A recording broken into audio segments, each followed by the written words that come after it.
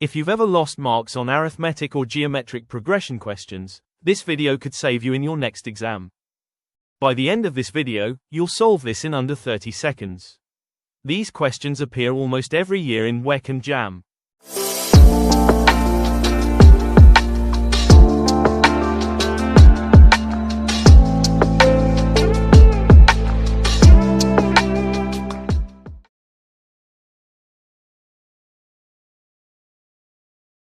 In arithmetic progression, also called AP, this is where we have a pattern of numbers that have the same number added to get the next term.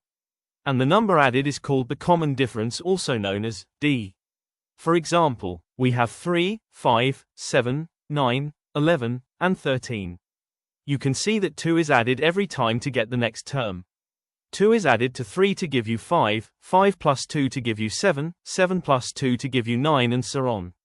As you can see that we are adding a particular number, which is 2, to get the next term, so you call this an arithmetic progression. The common difference here is 2, which is the difference between the first term, second term, third term, and so on. And 3 is the first term in this sequence, also known as A. The next thing to note are the formulas we use in solving problems. The first formula here, an equals a1 plus n minus 1d, is used when you are looking for a particular term.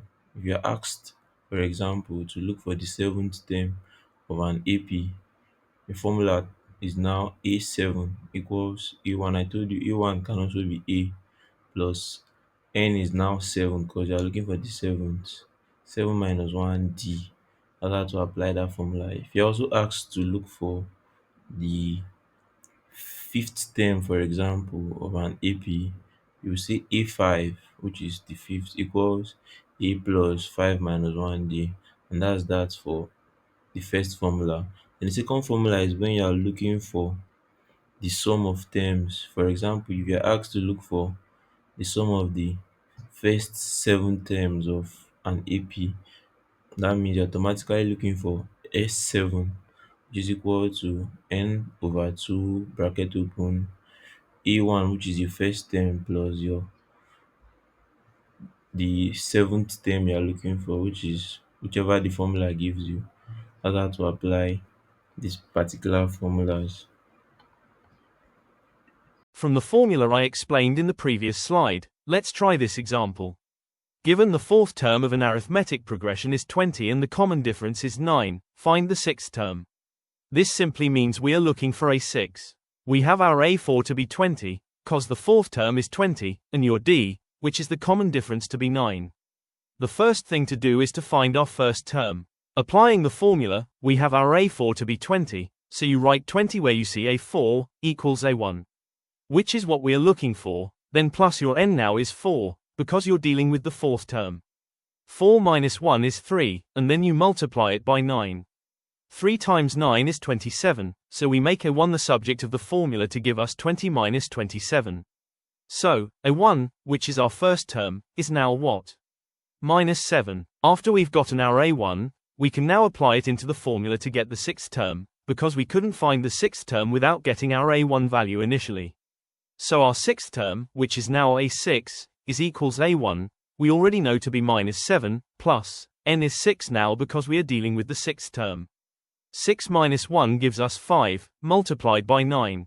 5 times 9 is 45. So we have 45 minus 7, which is 38. Therefore our sixth term is 38, and that's all. Very simple. Alright, now, let's look at another example. Given the sequence minus 7, minus 3, 1, 5, 9, and so on, find the 42nd term. Remember our formula, which is written down. The first thing to do is to note your parameters. We know our first term to be minus 7, so A1 is equal to minus 7. But we don't know your common difference. What is common difference? If you followed this video from the beginning, I told you the difference between the second term and the first term, the third term and the second term, is the common difference. The common difference is the difference between each number as you're progressing. So you can see that 4 is being added each time to get the next term. And that is why it's an arithmetic progression. Since 4 plus minus 7 is minus 3, and 4 plus minus 3 is 1, and so on, 4 is our common difference. which is our d, so d is equal to 4. Hope you are following. Since we have every parameter, we just apply it into the formula. We know we are looking for A42, cause we are talking about the 42nd term, therefore n is equals 42. So, A42 is equals A1, which is our first term, and we know it is equal to minus 7 plus. N is 42, cause I told you we are talking about the 42nd term, then minus your 1, all multiplied by your common difference, which is 4. So you just open your brackets. 42 minus 1 is 41, so then 41 multiplied by 4 is 164, then minus your 7, or minus 7 plus 164. Whichever, and that will give us 157. And that's all. Very, very simple. Let's take a last example, which is the sum of terms. Students, especially in JAMB and NECO, make mistakes here. The question says, find the sum of the first 50 terms of the following sequence: 4, 9, 14, 19, 24, and so on. As you can see already, the first term is 4, which means A1 is equals to 4. Our common difference as well, which is the difference as you are progressing, is equal to 5, because 5 is being added every single time to get the next term. But this time around, we are looking for Sn, sum of terms. To be precise, we are looking for S50, sum of first 50 terms. So, sum of the first 50 terms is equals n over 2, bracket open, A1 plus An bracket close. We have everything here except A50, which is the 50th term. So, first thing to do is to find the 50th term. From the previous exercises we did, I don't think I'm supposed to emphasize so much on finding the 50th term. Just say A50 is equals 4, which is your first term, which is A1 plus 50 minus 1, multiplied by 5, which is your common difference. You solve. 50 minus 1 is 49. Then 49 multiplied by 5 give us 245. Then plus 4, which give us 249. That means you've gotten your A50, which is the 50th term, to be 249. The common mistake students make is that there will be 249 in your options, which is wrong because we are not done. Now, the next thing is to apply your answer into the sum formula. So we are looking for S50, which is sum of the first 50 terms, which now equal to n over 2. I told you, since we are talking about the 50th term, that means your n is 50. So, 50 divided by 2, bracket open, your A1, which is your first term, is equal to 4. You write down your 4, plus your A50, which you've gotten from the first solving, which is 249. So you just add them up and solve. 249 plus 4. Multiply by 25. You can use your calculator to do this, or solve it out. This gives you 6,325. And that's the sum of the first 50 terms. Very, very simple.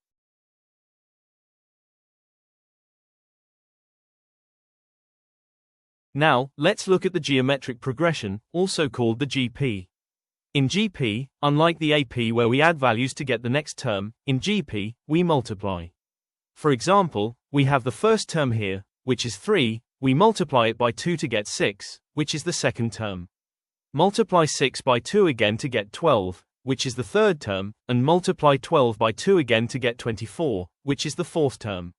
That 2 we are multiplying to get the next term is called our common ratio in the GP, which is R, and the first term is also called A in the GP.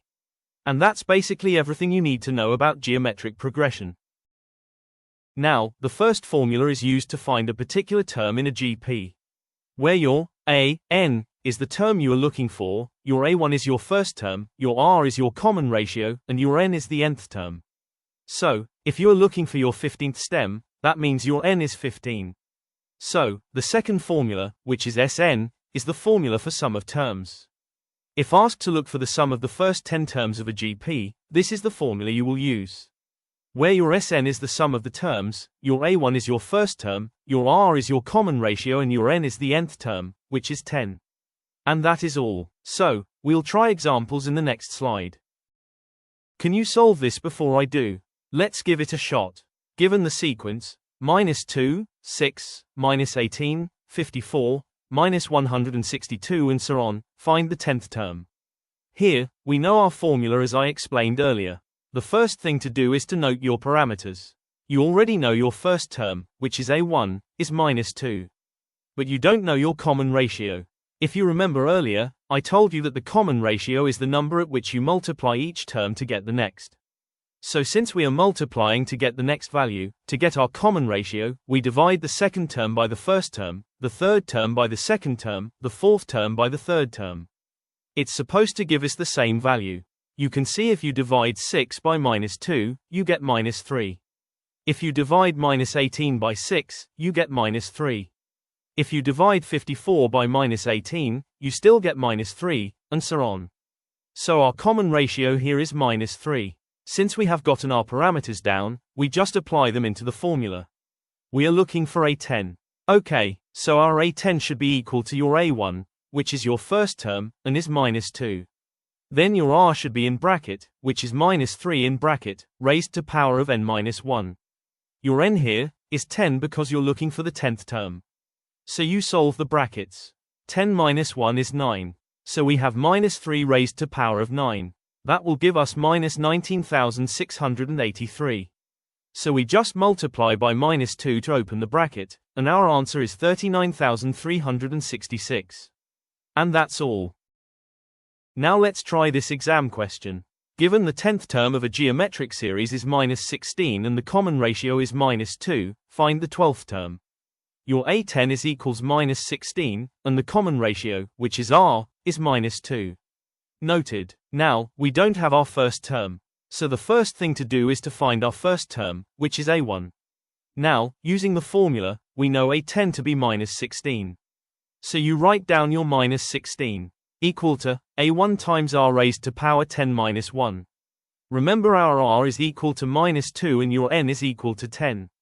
Next step, minus 16 equals to A1 multiplied by minus 2 raised to the power 9. Now your minus 2 raised to power 9 is minus 512. You then make your A1 subject of the formula by dividing both sides of the equation by minus 512. That will give you A1 to be equal to minus 16 over minus 512. You can use a calculator to punch that, or you cancel out to give you 1 over 32.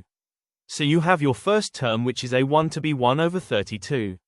After getting your first term, you can now apply it into the formula to find your 12th term. Your A12 is now equal to A1 multiplied by R raised to power of 12 minus 1. Remember your N is 12 because you're looking for the 12th term. A12 is now equal to, you got your A1 already to be 1 over 32.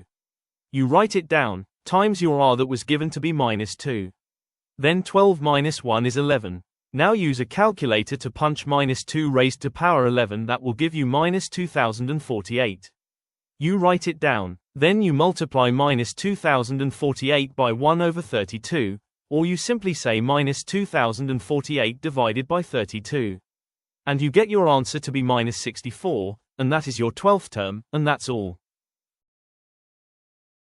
If you have watched up to this point, why not subscribe to the channel for more tutorials like this? Now let's take the last exam question. It says, find the sum of the first 11 terms of the following sequence. Knowing the formula which we discussed earlier, you need your first term, which you have to be minus 256. You also need your common ratio. You're not given, but you are giving the sequence. So you divide your second term by your first term, divide your third term by your second term, and you compare. You will notice that they are all equal to minus 1 over 2. So, that means your common ratio is minus 1 over 2. Now, you apply your formula. You have that Sn is equals your A1, now which is the first term, and is equals minus 256. Then, bracket open, 1 minus R raised to power n, all divided by 1 minus R, and bracket closed. Now, since you are looking for the sum of the first 11 terms, which is S11, write down your minus 256, bracket open, then you substitute in your values. 1 minus, your R now is minus 1 over 2, all in bracket raised to the power of your n, which is 11. All divided by 1 minus bracket open, minus 1 over 2, close your bracket, and then, close the big bracket. Now you just simply simplify. Minus 1 over 2 raised to the power of 11 is equal to minus 1 over 2048. And for the denominator, minus times minus is plus. So we now have 1 plus 1 over 2048. divided by 3/2. Solving this with your calculator will give us 1.000488 divided by 1.5. Use your calculator to punch. The division will give you 0.67. Then multiply your 0.67 by minus 256. And you get minus 170.75, and that's the sum of the first 11 terms of this sequence. Bravo! If you truly have understood the difference between arithmetic progression and geometric progression, match the following.